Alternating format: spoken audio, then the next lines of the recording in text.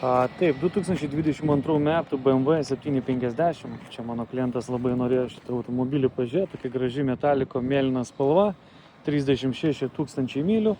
Lapkričio 3 aukcionas. Parsiduoda draudimo kompanijos.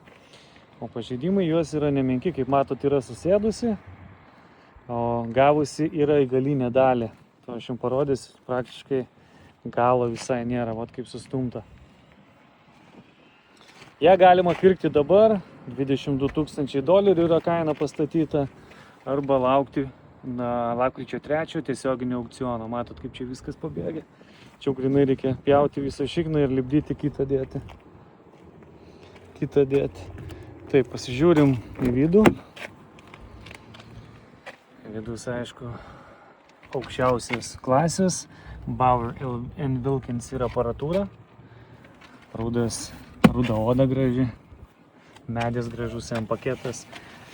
Vidus tai aišku, žinokit, jau čia 100% prabangos. Duliukai, bet irgi pažiūrėkit, pridėta visokių, sėdynė matau sulūžusi. Pridėtas šiukšlės, kam tokius bumperius senus dėti, aš nesuprantu, į tokį gražų saloną. Turi projekciją ant lango, matau, čia jau pilnai krautas yra automobilis. Bet vat yra galas pažeistas gan stipriai. Diskai nubraižyti. Priekis atrodo visai nieko. Pažeidimų nematau jokių. Šita pusė taip pat švari.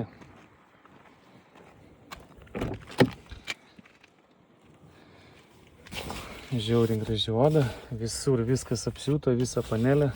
Tiesiog plasmasės visiškai neegzistuoja. Visur viskas oda.